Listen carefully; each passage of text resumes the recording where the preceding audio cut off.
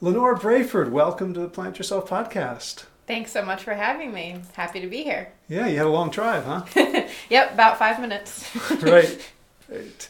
And that's when I discovered that, I would drive down past the road where, spoiler, the farm animal refuge, the Piedmont Farm Animal Refuge. Is that That's all, right. all the words in the right order? You got it. Okay. The Refuge for short. The Refuge. Yeah. I saw this amazing barn going up and had no idea that it was it was vegan, it was animal welfare and rescue. Was that maybe the goat and sheep houses that are closer to the road? Yeah. Yeah. We met a lot of neighbors when we were constructing that house. People would pull in and they would ask us many questions about what is this structure, because it was a little bit unique in its design, and so it was a cool way to meet people in Pittsburgh. Yeah, I was worried for a while it was some yuppie house.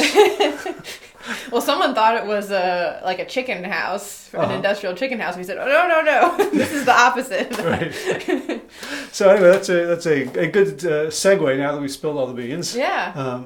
Tell us about the Piedmont Farm Animal Refuge, or the Refuge. Yeah, so we are a nonprofit organization, and we work to rescue and provide lifelong home to farm animals who come from abuse, neglect, abandonment situations where they are unsafe. So that's really our primary mission, is providing those animals a safe sanctuary in which they can live out their life, make new friends, heal from their past experiences. And we also do a lot of education work in both how these animals are treated in our society, and vegan diets, living a vegan lifestyle, because all of these things are intertwined with one another. How these animals are treated, our choices directly affects that. So as an organization that rescues animals, education is a really big part of what we do, because our goal is to help as many animals as we can. And a lot of that comes through personal choices and information that people have. Gotcha. So what's your interest? How did you arrive at being a co-founder of this?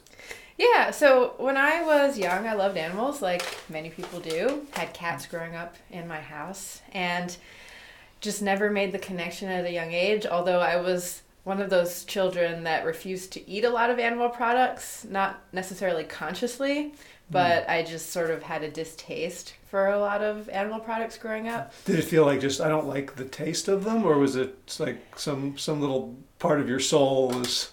It's unclear. From what I remember, I simply was averse to certain tastes and textures. So this was annoying to my parents, but they figured out pretty quickly we're not going to force this child to eat these things. So they just kind of went with what they could get by. But when I went to college, it's funny, we have so much power when we're 4 years old, and like if we just had that energy still, we could get so much done. I tap love into your inner stubborn post-toddler. Absolutely. Sorry. Yeah. In college, I kind of immediately went vegetarian. I went to Oberlin College in Northern Ohio, and in the cafeteria, there was a whole vegetarian section. So it was like one of those things that was super easy to do. I already was almost there with my diet choices. And so I was vegetarian for a few years. So was there a moment where you sort of became vegetarian in terms of identity?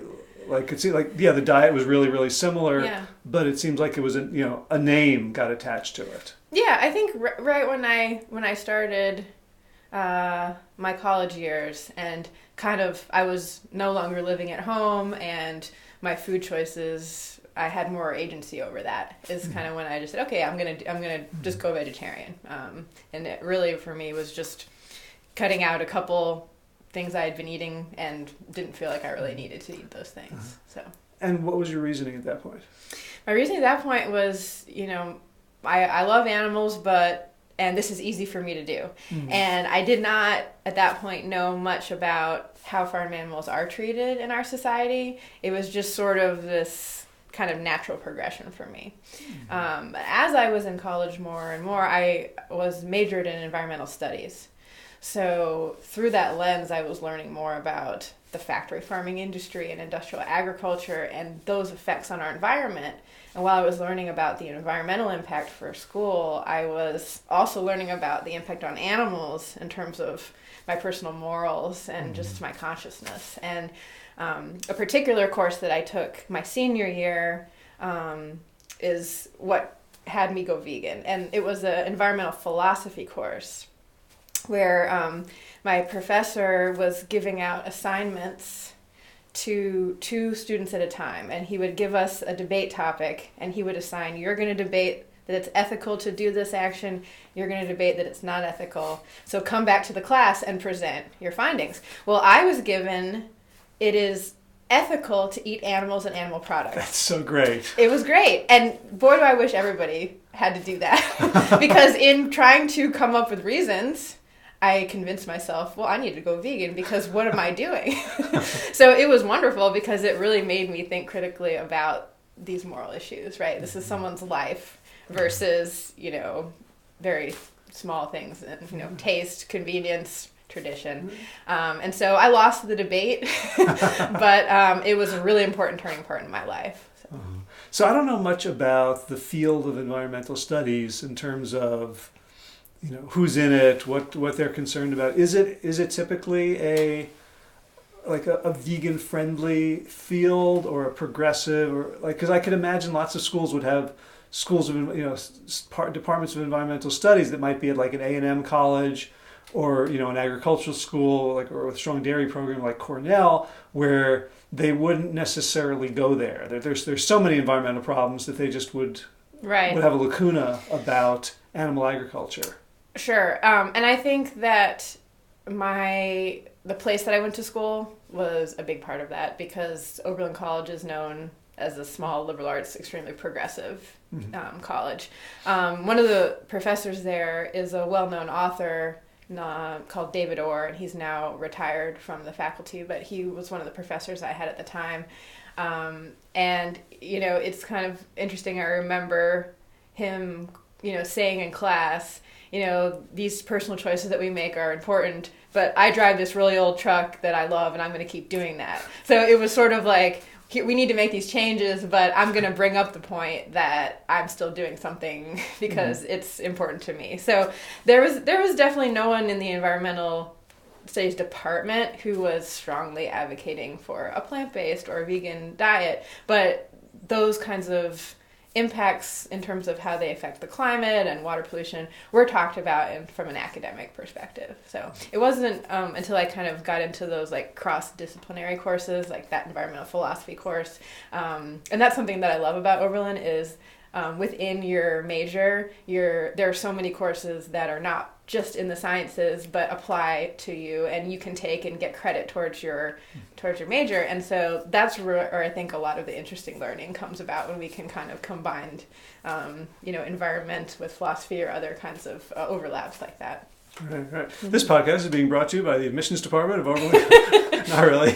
But yeah, in working on Whole with T. Colin Campbell, I saw really clearly the dangers of being a strict disciplinarian, meaning being just in your discipline, in your lane. Right. Absolutely. So block out the rest of the world, then you're not going to really have a lot of context to work in. So. Right, and not having context means that when you could be right and still extremely wrong. Absolutely. Mm-hmm.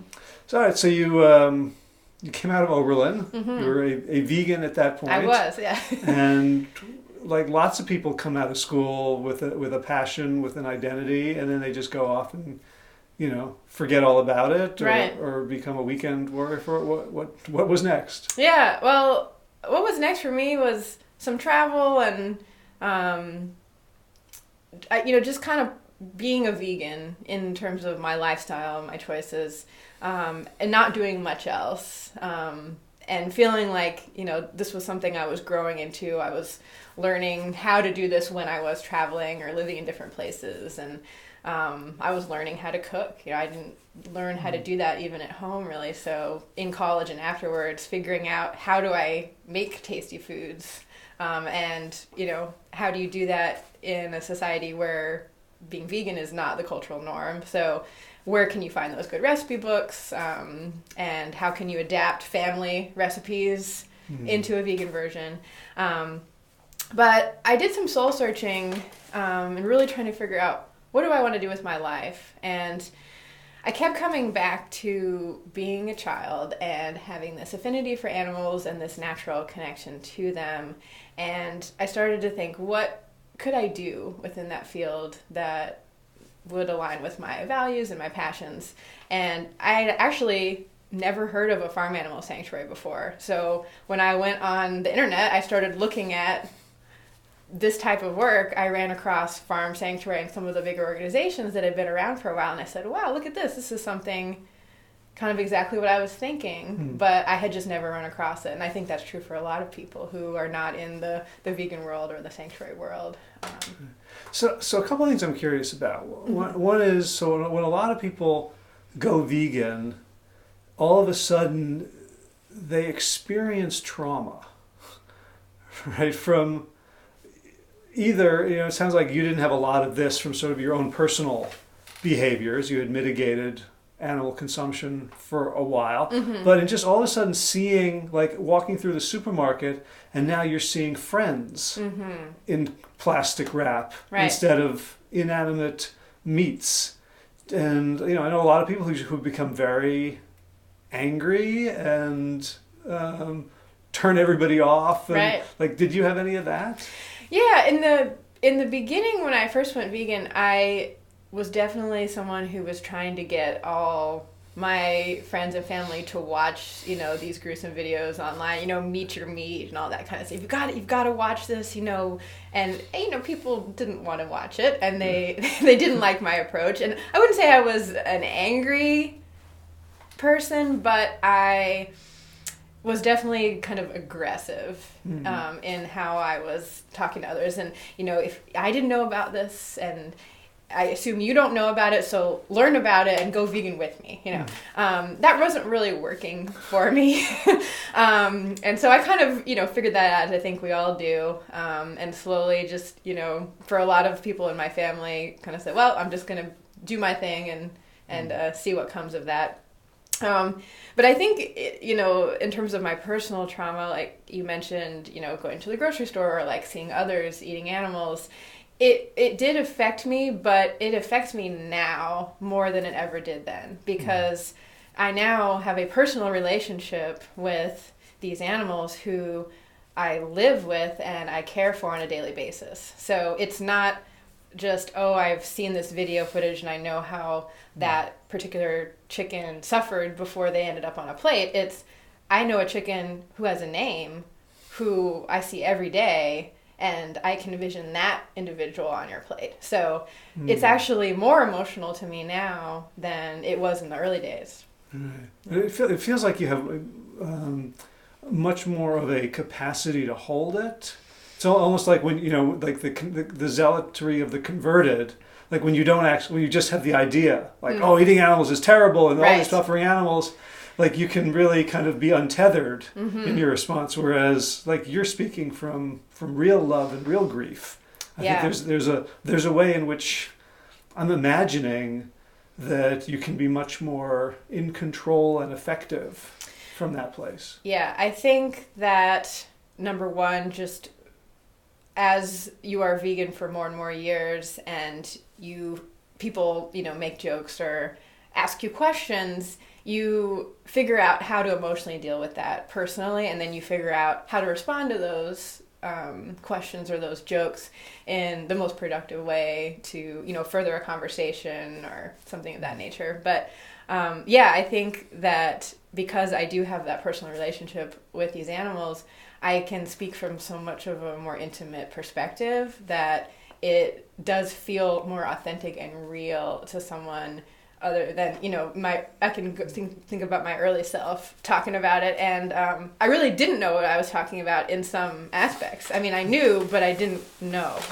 Right.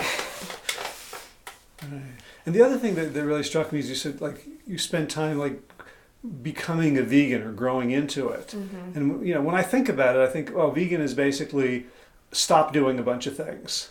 And yet for you, it was like filling up a positive identity as opposed to just, I don't do this, I don't wear this. Yeah, and I definitely think that is sort of something that people think about veganism is it's just denials, and they see it sort of as a negative, which probably when you're first doing it, you feel that way. But I definitely don't feel that way about being vegan, and for me, there's been so many types of foods that I now like that I didn't used to like, and that I have been willing to try that I just didn't think about or didn't have access to before. So I don't see it in that way. Mm-hmm. All right, so you were looking online. You discovered there was such a thing as farm sanctuaries. Yeah. I only knew of one until pretty recently, the one in Watkins Glen, New York, which I visited a decade, 15 years ago now. So what made, when I heard of that, I thought, oh, great, there is a thing. I understood, just doing the numbers in my head, that you weren't going to save all farm animals, so it didn't occur to me you needed more. Maybe one on the West Coast, but it's like Disney. You don't need you don't need Disney in every town, right? They're sort of destinations. What made you think that having one, a modest one in a community, as opposed to, a place where, Corning, New York, and Cornell and Finger Lakes, where people were going to come as destinations? Yeah, I think my idea of what a farm animal sanctuary would be in those early days was based on just ideas, right? It was not based in anything in reality. So, I kind of imagined myself, out there, rolling around in the hay and leading pigs through a sunlit pasture. What a great, back to the earth, back to nature kind of life it would be, and it would be idyllic, and, all this free time to cook plant-based food out of my garden. So, I sort of had this idea about it, but at the root of that, it was coming from a place of, these are my morals, and this is something I strongly believe in, and how can I align my life with something like that? So yeah, and it's so funny. But if society were society could be set up like that, it's not the world, it's not the universe, nature, God that's stopping you. It's all the things you have to do other than that are because of human civilization. This is true.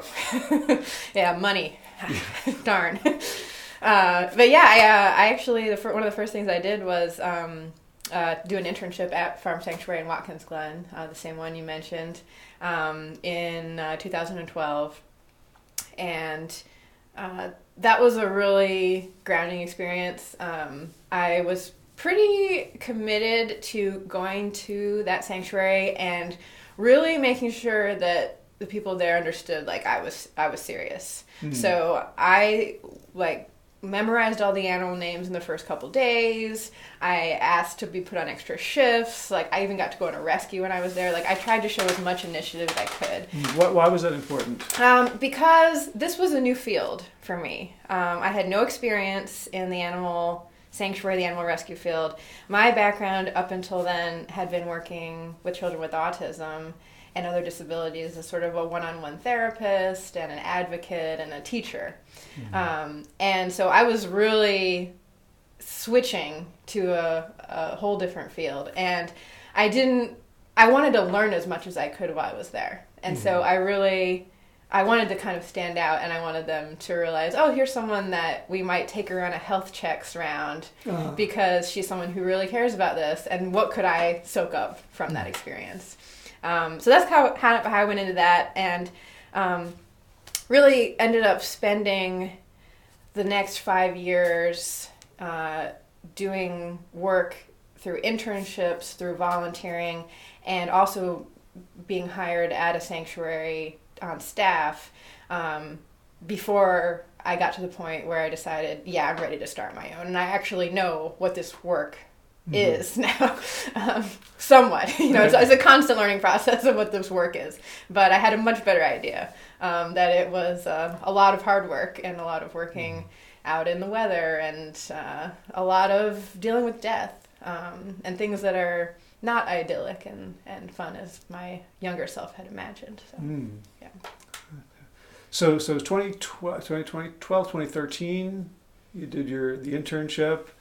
So I went vegan in 2007, and I did an internship at Farm Sanctuary in 2012. 2012. Yeah. All right, so and then 5 years then preparing yourself. So actually, there were some other animal internships and things I did before that, closer to home here in North Carolina, and it was Farm Sanctuary in 2012. That was my first one at a farm animal sanctuary. Mm-hmm. So I did some work at a potbelly pig rescue in the area, as well as some exotic cat rescues in our area, including Carolina tiger rescue. And so those experiences, plus the internship at Farm Sanctuary and another one at Woodstock Farm Animal Sanctuary, were sort of the 5-year period. Mm-hmm. So it was actually in 2012, after my internship at Farm Sanctuary, that the Refuge was born. Gotcha. So, yeah. So how do you go about manifesting that into reality? Yeah, so the way I went about it is kind of methodically and really by the book. So I had been told by a lot of the other rescues and sanctuaries at this point that a lot of people say they want to start a sanctuary without having a lot of experience, and maybe they do start one, and then a couple years down the road, other sanctuaries are rescuing those animals because it was not thought out well. And when I was working at Carolina Tiger Rescue, in fact, that very thing happened at a sanctuary in the western part of the States.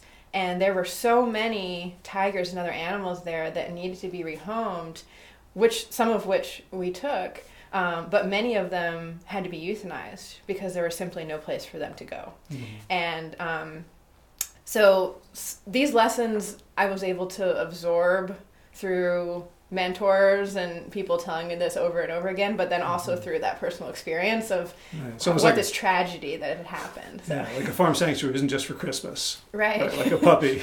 Exactly. So I really started by getting the 501c3, forming a board of directors.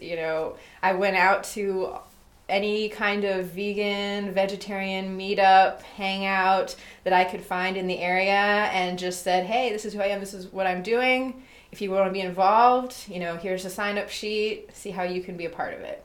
And this was all before even getting the property to start it. So kind of just started with the bare bones of a nonprofit and getting some people who cared about it on the team who wanted to bring it into fruition. Mm-hmm. Well, it sounds like a very entrepreneurial approach, because someone could look at you and say, wow, what a big risk you took, getting this property and doing something that's so countercultural. Mm-hmm. But it seems like you mitigated risk every step of the way. I tried to be as responsible as I could. I really wanted to do it right. And there were not everybody in the beginning who was a part of the organization really saw it that way. Some people, well, we need to rescue animals right away. We need to, buy a little shed down at Home Depot, put it up, and get some animals in there because there are animals that need help right now. And I mean, yes, that's true. But every single day of our lives, there are animals that need help right now. And my vision was really to do something sustainable and to do it right the first time. I didn't want to buy a little shed that was going to need to be repaired in a couple of years and be another one to replace it. So I kind of stuck to my guns and grew a lot through figuring out how to navigate a lot of those conversations and dialogues. And I'm guessing, I don't know how old you are, but I'm guessing you were one of the younger people in a lot of these conversations. Absolutely. Most of the people that even now are involved with the Refuge on our board of directors or on our staff are older than me. So yeah, that's an interesting dynamic to be a part of. But it was a lot of personal growth. I would say starting this organization is a continued journey into personal growth. There's so many things to learn and to push yourself, and I feel really good about what I'm doing personally because I know that I'm a place in my life now that I would never be if I had, done some other path. This podcast is sponsored by the Grow a Farm Sanctuary and don't have to buy don't have to pay for therapy. I never said that. You might need extra therapy. Some of it can be pig therapy. But you'll get there. Was there ever, were you looking at this in terms of a go, no go? Like, were there things you're thinking, like, if I don't get these signals from the world or from other people, that I'm just not going to do it? Or were you like, I'm going ahead, hell or high water? I think at this point, because of the time I'd spent in other sanctuaries, I was confident that I was going to do this. Now, the question it was, how big was it going to be? And was it just going to be, me doing a little hobby, having some animals in the yard, taken care of? Or was it going to be a larger organization? Thankfully, getting the land and starting that process, I found there was such a giving community of people who wanted to be involved. And some of the first volunteers we had out there were people who are still involved with us, who are now, in leadership positions, but who literally came out. There was nothing on the property. They didn't necessarily have a skill set, but we said, we need to build this house for these chickens and turkeys. And so here's a hammer, here's an electric drill, this is how you use it. This is what we need you to do. And it was really amazing to see who we could find now that we needed some hands on deck. So let's go back to the property. I mean, it's, how many acres is it?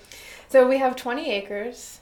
In the beginning we got 16, and then about a year later an adjacent property of 4 acres plus an old farmhouse became available, and a donor was able to come in and help us get that, and we now use that house as sort of our main office. It allows us to have staff working on site, and we run our tours out of there. We have a little gift shop, things like that. So 20 acres, I mean, around here, I mean, it's not, New York City, but it's not cheap. So how did you get the money? Yeah, so the original 16 acres, I had some funds that a relative of mine had given to me for my college experience. But because of a number of factors, I did not need to use that funding for college. So I had these funds, and I really wanted to use them to get the land and start the organization. So that's what I ended up doing. Okay. Did you need their permission for that? I didn't, but I did have to talk to the rest of my family a little bit and kind of convince them that this was important to me, and this was something that I was really trying to build, and it wasn't going to just go away in a couple of years. So that was a little just of an internal family discussion. I mean, were they worried, how are you going to make a living? You're going to spend all your time doing this, and the pigs don't pay well? And yeah, I mean, I think there was not necessarily direct concern, but just questions about, okay, have you thought this through? Is this something that, you're really committed to? And things of that nature. So, yeah. Gotcha. All right, so that was, you convinced them or you set their minds at ease. Yeah. Bought the land, and you'd had a bunch of volunteers and people who had already expressed interest. Yeah. And how do you know what to build? Yeah. Well, one of the first things we did in order to get interest was actually we started holding vegan bake sales. And this was a great way to not only do outreach and, show what amazing things you could eat that were vegan, but it drew in a lot of the vegan community. And so we were able to meet a lot of people that way, which was really cool. And then we'd say, hey, check it out. This is a fundraiser we're doing, and we need you to come out and help us build this house for chickens and turkeys. In terms of the house itself, my partner Paul is an architect now, and at the time was in school. And so he was able to use his design sense and his experience in building. He had done some work through AmeriCorps Habitat for Humanity in the past. So he had learned how to build certain structures, certain houses. And so he was sort of able to lead myself and other folks who maybe didn't have as much experience. So it's like you're like on eHarmony going, I need a vegan architect. Well, actually, Paul and I met before the first day of college, before either of us were vegetarian. So we made a journey together towards. You were both at Oberlin? We were both at Oberlin. That's right. So at this point, we both went vegan around the same time, and he was very committed, and he wanted to support my dream and what I was doing.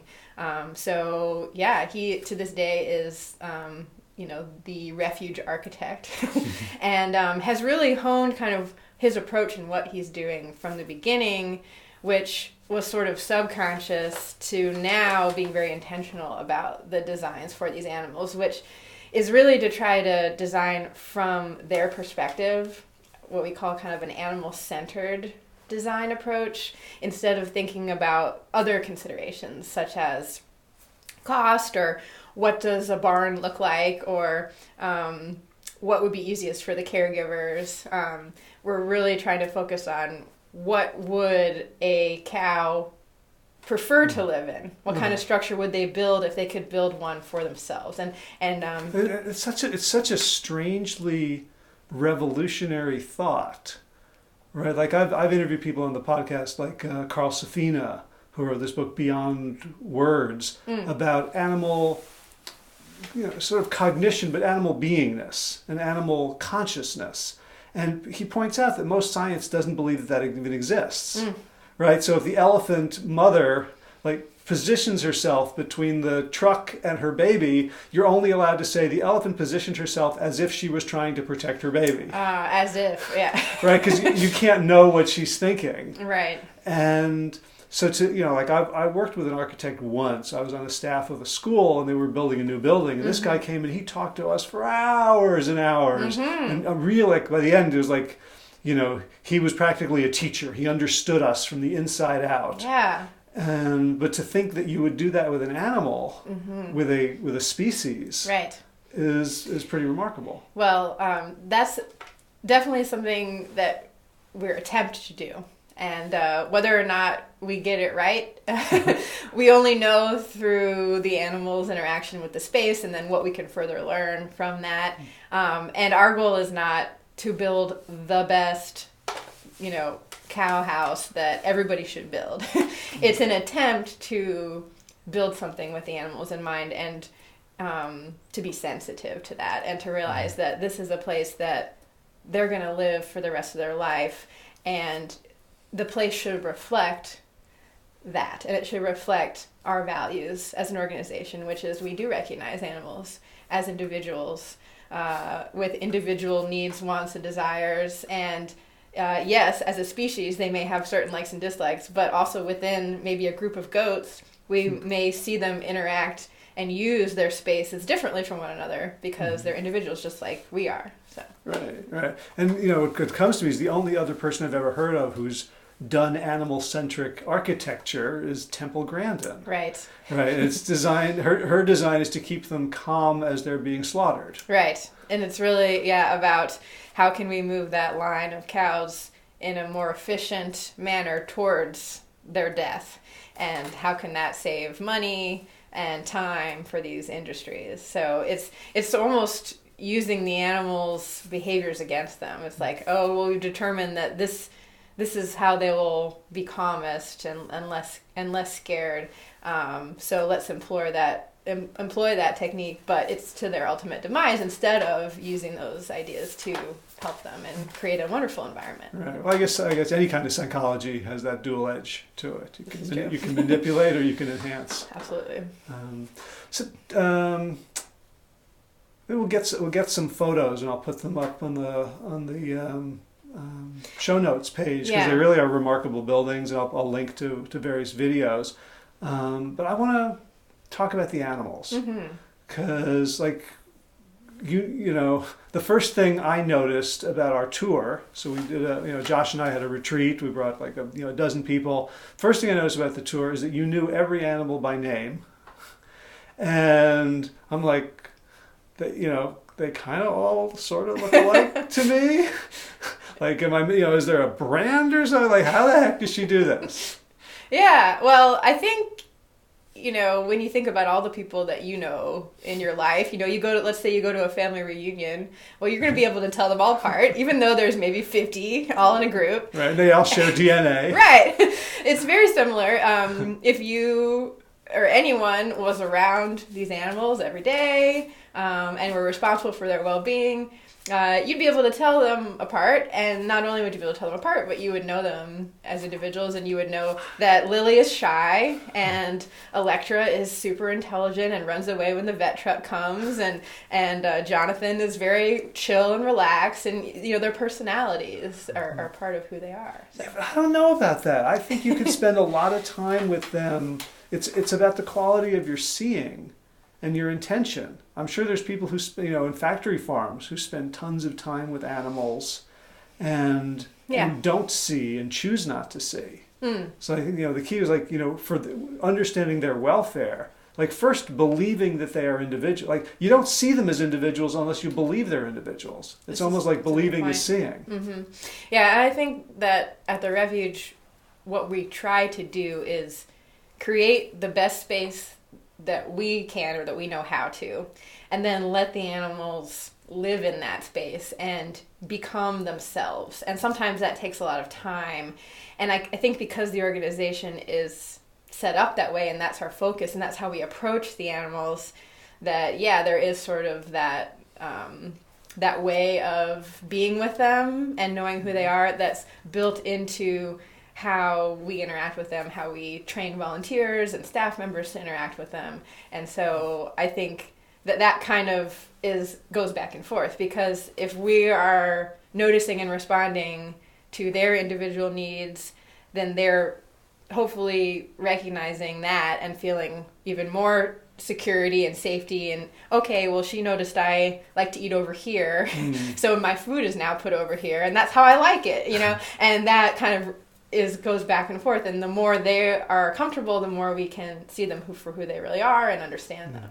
So was there a first animal for you that was a person?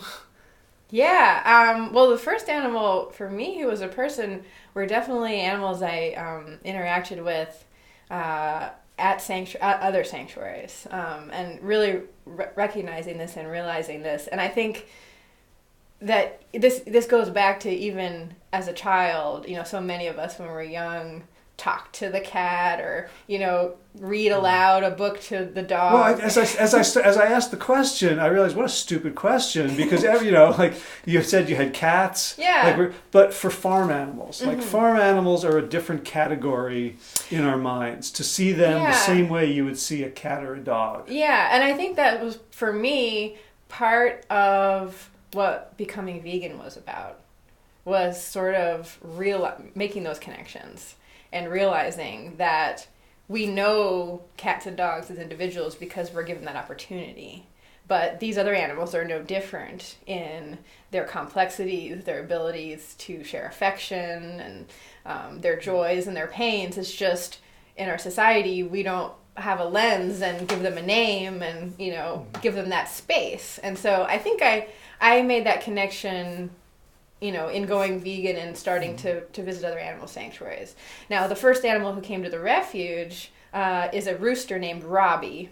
And, already having that mentality about animals. He was quite young when he came. He had been misidentified as a hen, which is very common when chickens are young, because it's hard to tell male from female when they're super small. And he was living in Carborough in a intentional community. And when they discovered he was a rooster and he would be crowing all day long and doing rooster things, he wasn't allowed to stay. And that's something that many towns say, you can have the females, but you can't have the males because of all the noise. It's probably Pacifica. It wasn't Pacifica, but it was one of those.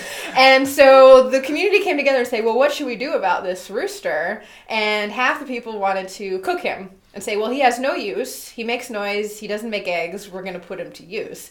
And the other half said, no, let's find him another home. And luckily, there were enough of them that they won the argument. Right. It sounds like most of the boys in the co-housing community where I live. Right? A lot of noise, no use.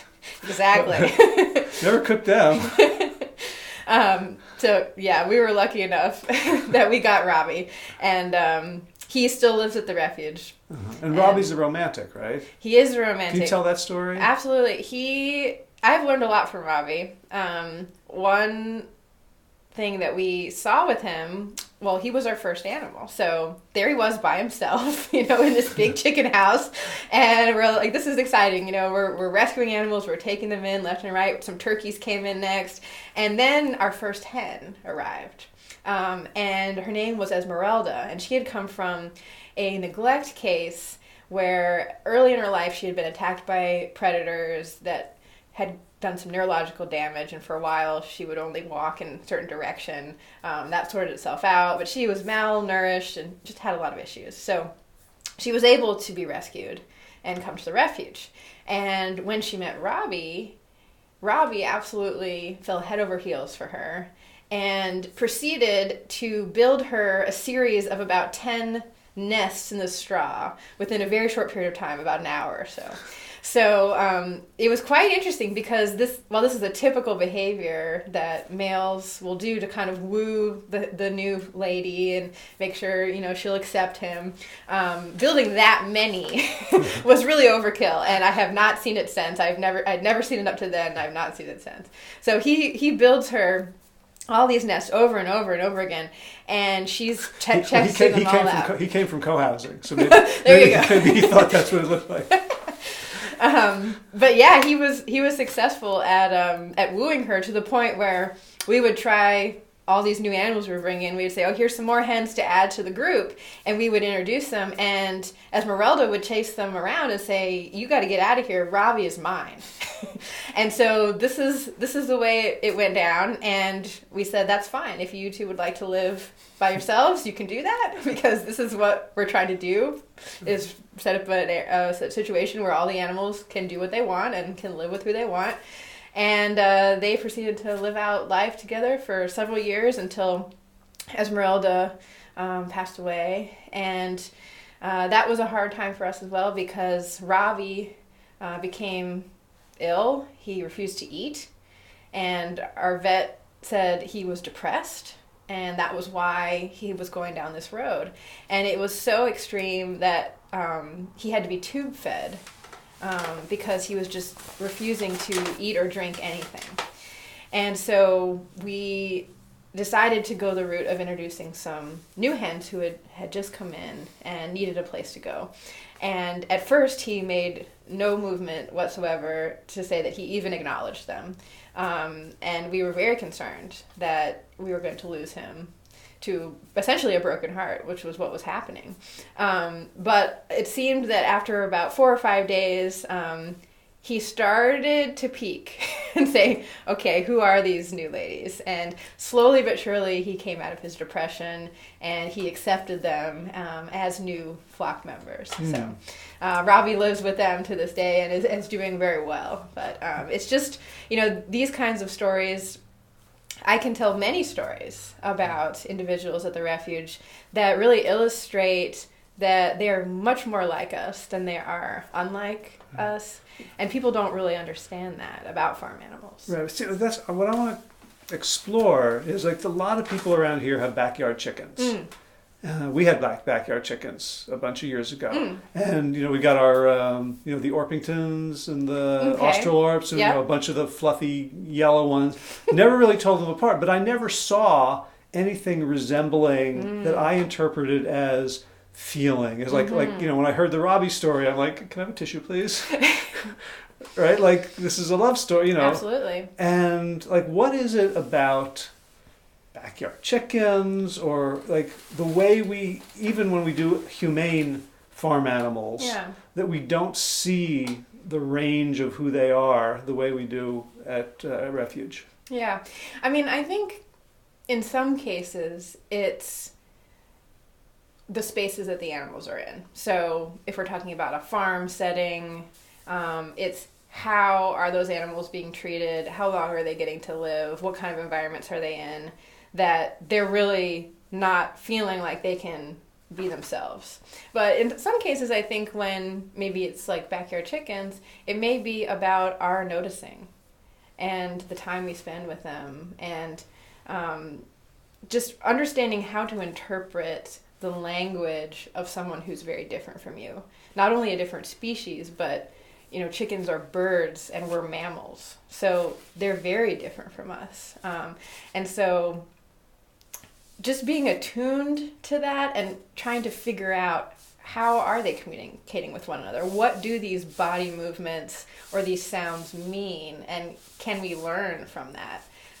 And for me, at the Refuge, it's just about the time being around them. I mean, every day, opening up the house, feeding them, doing health checks on the animals, making sure they're in good condition. That time around them and getting joy out of that just sort of led to, I think, that noticing. Mm. So, yeah. I'd love to do a couple more animal stories. Sure. You talk about the big goats. Mm-hmm. Was it Ace? Ace and Ivy. Ace and Ivy. Mm-hmm, sure. Ace and Ivy were the first goats that came to the Refuge, so similar to how Robbie was the first chicken, and they came with their mother, and her name was Sweet Mama. And her name was very fitting. In fact, I once saw her licking a baby deer through the fence.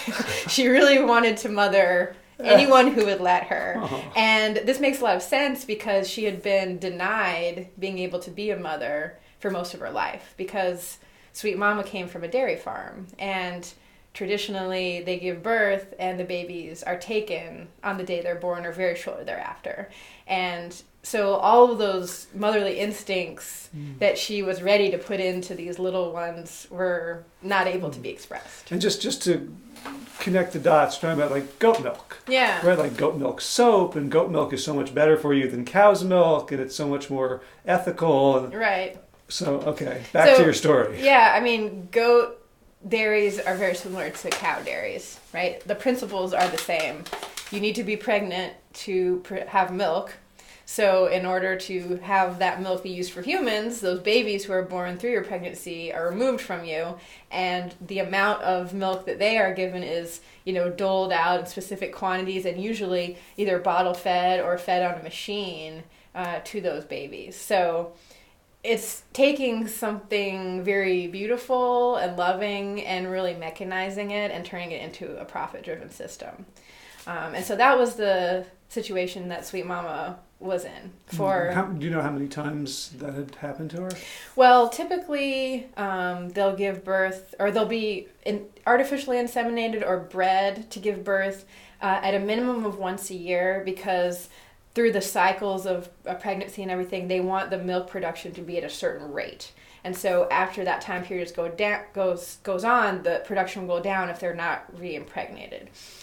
So we estimate Sweet Mama was about 7 when she came to the Refuge. So, for 6 years or so, she had been going through that process. And at the age of about 7, her body had started to give out, and she was not producing enough milk even when she was pregnant. And that's something that naturally happens to goats and cows and anyone who's being put through that very laborious system. I mean, if your body is just in a routine that is not what you would have naturally, of always giving birth and always being milked. And so what happens to these animals at that point, and what happened to Sweet Mama, is they are sold for slaughter because the amount of feed and grain that's being put into them, they're not giving enough back. So she went to a slaughter auction, and instead of being killed like so many of the others from that farm were, she managed to escape from the slaughter auction by jumping some fences and running across a road. And there was a woman... And this, I'm sure this auction is set up to keep animals from doing that. Absolutely. Like that's the main thing. That's the main job of the architecture there, is to keep them there. Absolutely. Yeah. It was really a testament to Sweet Mama's personality as to the fact that she was not only able to get out of there and to get across the road, but that at the time she was barely able to walk and she was very thin.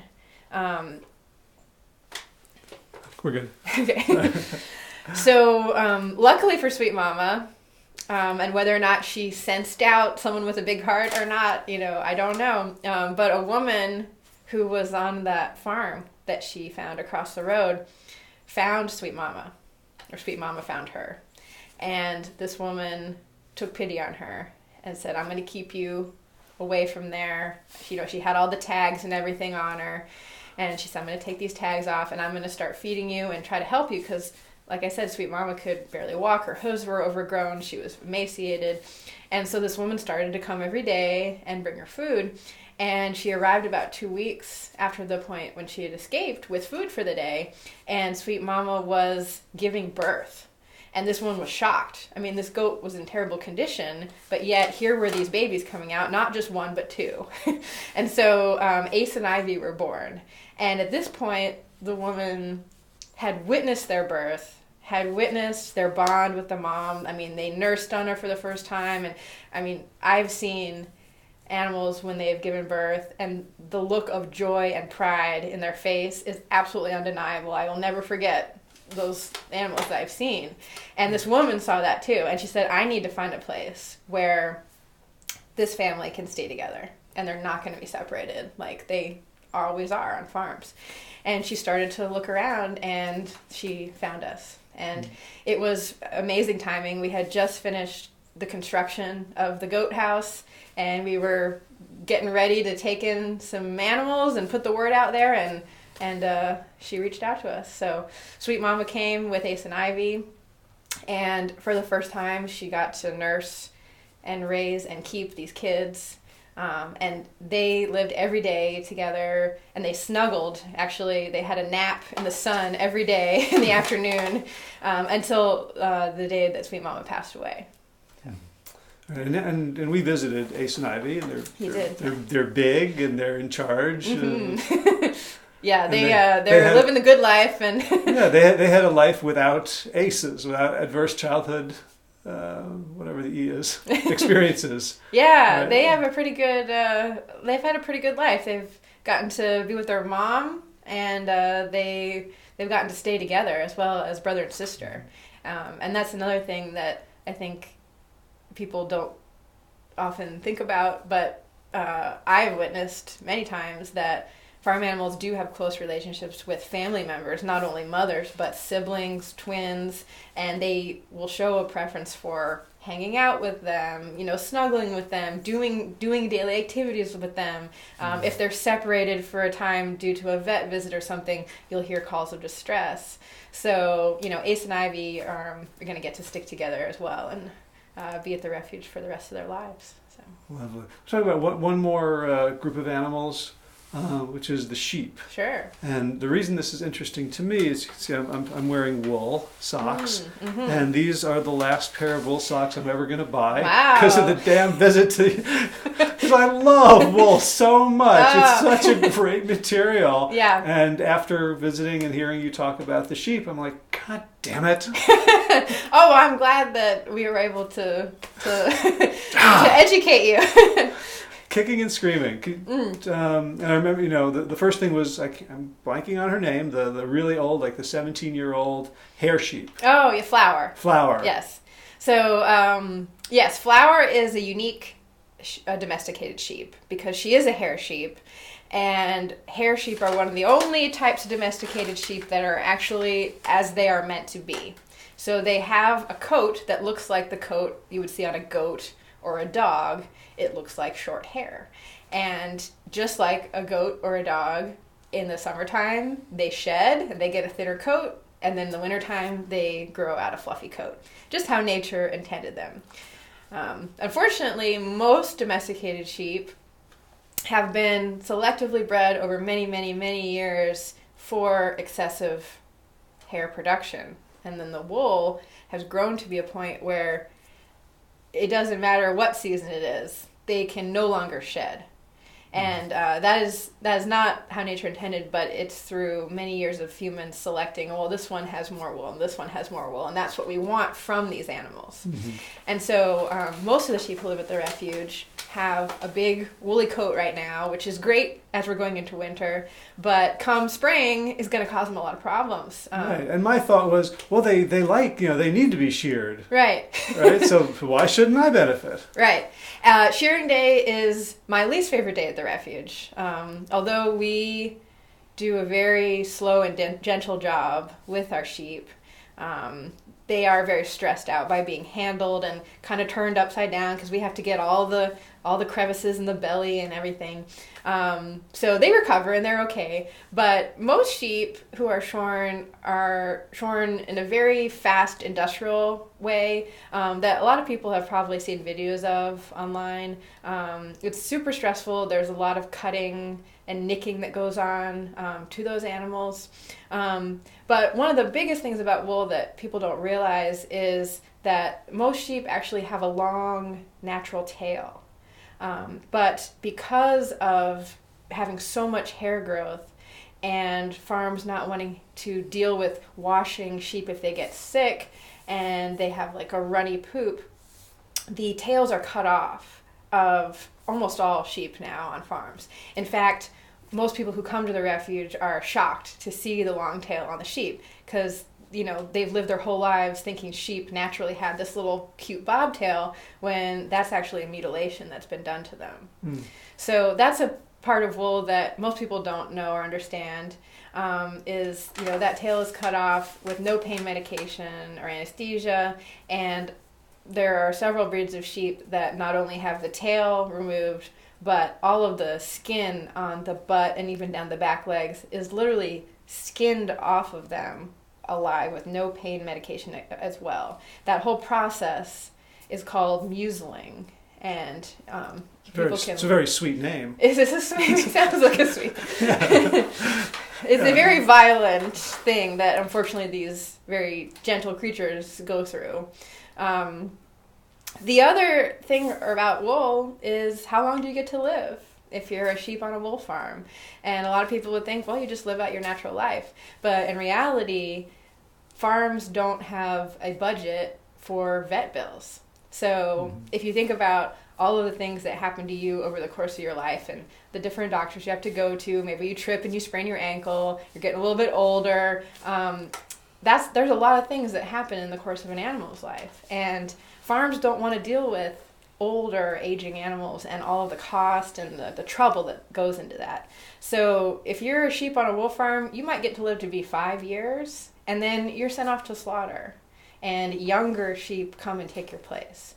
And so that's another thing. And how long do sheep live? Yeah, sheep can live up to 20 years. So that's a very short part of your lifespan. It's essentially killing humans at 20. Yeah. A quarter of our lives. That's right. So I want to talk about the Kickstarter and the cow barn. But before we do that, you said something that really struck me on our tour. It was that you built this so the animals themselves could be the ambassadors. What do you mean by that? So the animals as ambassadors. Most people, including me, until I had the privilege of going to a sanctuary, don't really know who farm animals are. And their only experiences with them may have been at like a county fair or at a petting zoo or at a farm, something like that. And these are all spaces where these animals are not comfortable and they don't feel safe and they're not living in the optimal conditions for them. And so because of that, they're not expressing who they are and they're not comfortable enough to show their personalities and their natural behaviors. And so at the refuge, because our goal is to provide them with the best possible environment that we can to the best of our ability and our knowledge, people can actually observe these behaviors and these personalities, and they can see turkeys doing what turkeys do. The image I'm getting is, imagine like an alien species came to Earth to examine us, and they went to the New York Stock Exchange. Right? And said, "Oh, that's what human." Right. in a cage. Absolutely. Yeah. Or, just go to any office where we're sitting in these cubicles, right? Right? Right. Or Black Friday at Best Buy. Exactly. Yeah. Now I'm trying to think of environments in which we are right. ourselves. Absolutely. I think animals can teach us a lot about, how to reconnect with who we really are. But yeah, I think that's what the refuge does, is it provides a space for the animals to be themselves. And then because of that, when visitors come, they have a new understanding and a new appreciation for the animals. And that, hopefully, is our goal, impacts them and allows them to say, I'm going to make a different choice. Next time they're at the store buying a certain product, they're going to say, I'm not going to buy that because I met Jordan the turkey, and he came over and took treats from me, and I saw that he was a person, and so I'm not gonna buy that turkey in the store that's a person, even though I didn't know him. And in that way, these animals are helping others of their kind just by being who they are. Great. So let's talk about the you want to bring in another species. We do. We're very excited to be moving towards large animals. By saying large, I mean cows. And if you've ever been to a sanctuary and seen full-grown cows, I remember the first time I saw them, I thought, they're elephants. They're actually the size of elephants. Most people don't realize that because most cows are killed at just a few years. But cows are another species who they can live up to 25 years at a loving home or at a sanctuary. And they're quite big. So we're at the point now where we feel like financially and time-wise, we want to move in that direction. So our Kickstarter for our cow campaign is live, and what we're aiming to do with this is raise some of the funding that we need to build the habitat for the cows. So this includes fencing to keep them safe and all the water and power lines, but also the house for them. And so my partner Paul, who is the architect, is going to be in the early parts of the new year starting his research phase, going to find cows in any and every environment he can, just sitting, sketching, taking notes, watching them through the course of a day. What do they do during the day? What kinds of things do they seek out? What kinds of things do they avoid?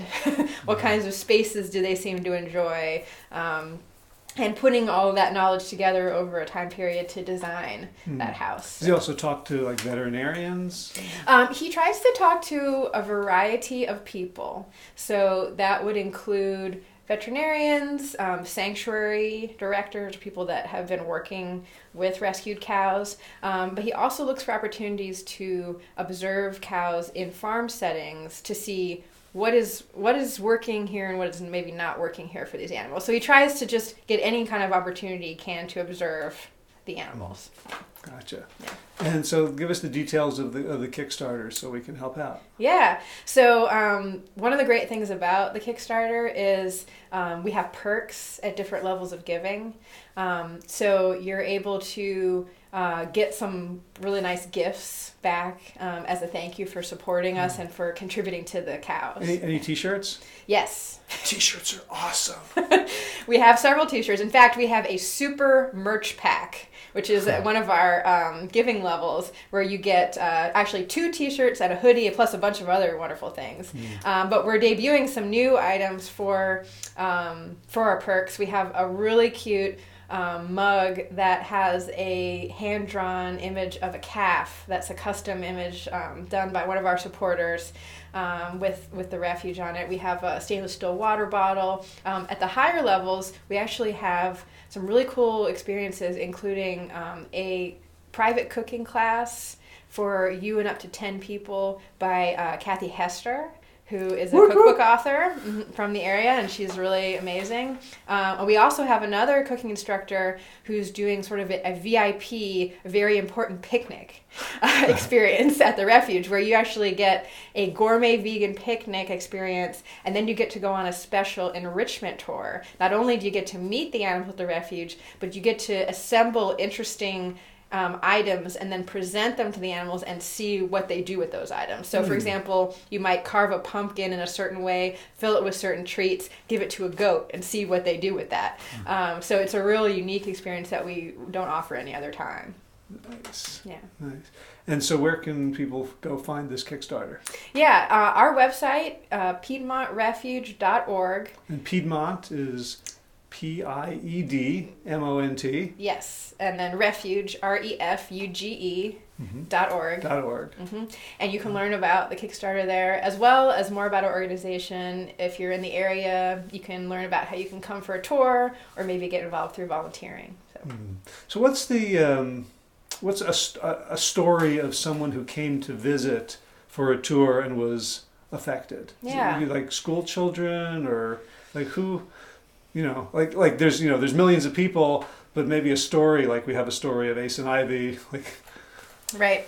So, I mean, I'll just say that we do send out tour surveys to most people that come on a tour, and we're able in those surveys to get anecdotes about their experiences and how they were impacted.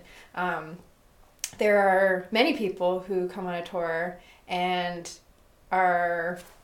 feel very emotionally impacted by a story and may cry or may say something like, well, I can never eat a turkey again. So that happens quite frequently on tours. But my favorite experience is working with children, because children have such a natural connection to animals and they're not afraid to ask questions. Why does that animal missing her horns? Or what's wrong with this one? And one of the programs that we offer is a camp for kids called Camp Compassion. And it's a much more intimate way for children to learn about these animals and care for them. So the kids that come to camp actually participate in the regular daily animal care that we do. So they get to prepare the food for the animals, give it to the animals, watch the animals eating, provide enrichment items, clean out the house. I mean, do everything for the animals. And it's really beautiful because they are creating personal relationships with the animals, and the whole camp experience is about fostering compassion towards others, and how in life, we do things for ourselves. Everybody is selfish, but look how much more joy we can get out of life if we are doing something for someone else. So. Right, and for kids don't really matter these days. Like the things they do, you could play this game or you could read this. Yeah. It's like to matter, to know that your efforts and the extent of them and the quality of them are going to have a material impact on another being. Yeah, you made a difference in that goat's day. Yeah. Right. So there's the Kickstarter for the new cow facility, but you also this thing isn't cheap, to run on a day-to-day basis. I want people have a sense of your ongoing need for funds. What, you said, you have a $35,000 a year vet bill? Yeah, for us, the vet care is our main cost for the animals. And we have to think about, again, these are animals who are coming to us sometimes at a young age, but no matter how old they are, our promise is we're going to take care of you until we can't do anything else for you, just like we would do for a human, in our lives. And so those costs are quite significant, but we also have the ongoing costs of all the food, all the bedding that we replace every week, and all the animal housing, and all the other things that go into running a big operation that we do. So some of the best ways that people can support us are becoming an animal sponsor, which is a symbolic way, but a really sweet way to support the refuge. You can choose a particular animal, for example, Ace the goat or Dexter the duck, and you get a rescue portrait and a story of how they were rescued and came to the refuge, mailed directly to you. And that's a monthly fee. So, $5 or $10 a month or whatever it is, that goes really to help support our organization and all those costs that I mentioned. But also what's really important is that as we grow, we are doing that with recurring funding that we can count on. So we're now at a point, thanks to our community, where we say, hey, we can actually expand and take in some cows. And the more people that sign up for those recurring gifts, that gives us the financial stability to do that. And that's a really important part of how, we sort of started in a sustainable way, and we're really committed to that. Of we don't want to get in a situation where, everybody was able to give $100 this month, but next month those people weren't able to give $100. It's much more helpful for people to give $10 a month instead of, $100 once. So the animal sponsorship program is a great way to get involved. Yeah. So, and is anybody on staff getting a salary? Yes, we have 2 staff members who work part-time. We have an administrative staff member who is actually the first person we hired, which might surprise someone when they're thinking about an animal rescue. But there are so many behind-the-scenes things that we have to do as an organization to keep everything going. And so Michael helps with that. And then we were just able to hire a part-time animal caregiver who works alongside me and our amazing volunteer team. And that person was really hired in anticipation of these cows coming. And it was part of our first phase to be able to even build the infrastructure and start rescuing cows. So Shannon, we're really happy to have her on the team as well. Gotcha. Yeah. Are you taking a salary? I do not take a salary currently. You need a salary. Well, thank you. If you know of anyone who wants to donate towards my salary, let me know. But I hope that as the organization grows, that is something that will be able to happen. But also as the founder, my main goal is that this organization becomes something that does not need me to run and operate. I can go be hit by a bus and I know the animals are fed, well taken care of, and that more animals will be rescued in the future. So that's really my main hope and focus for the organization. Yeah. Gotcha. And just tell us the location for folks in the North Carolina area, or maybe it will become a destination tourism thing, and start building animal-friendly hotels and Airbnbs to support this Absolutely. Wonderful place. Yeah, so we are in Pittsboro, North Carolina. And so we're near the Triangle region, North Carolina, Chapel Hill, Raleigh, Durham. But our sanctuary is about equidistant to Greensboro or to Raleigh. So if you're in the North Carolina area, it's a lovely country, rural setting. And we actually do have a yurt on site. So if you're from out of town and you wish to visit, contact us. And if the yurt is available, we may be able to set you up there. So. Ooh, I didn't know that. Yeah. A new thought for some relatives. Just stick them over at the Refuge. And when people come, generally they can do like a 2-hour tour. Yeah, typically we offer, it's a tour that's like between 1.5 hours to 2 hours. You get to meet all the animals, hear their rescue stories, ask all the questions that you have. It's a personal guided tour, so it's real intimate, and it's a great way to learn and kind of make a connection with the animals. So. Awesome. Well, Lenore, thank you so much for everything and for coming out here and sharing it. And folks listening and watching, this is a grade A organization. This is, like, we all want to do good, we all want to help out, and there's so many charities and organizations that we don't have a pulse. We have to check Charity Navigator, and we worry about, the CEO made $750,000. Like, if you care about the environment, about animals, about humans, this is a great place to support. So, Lenore Braford, thank you so much for all you do and for coming out here today. Thank you so much for having me. I really appreciate it. All right. And that's a wrap.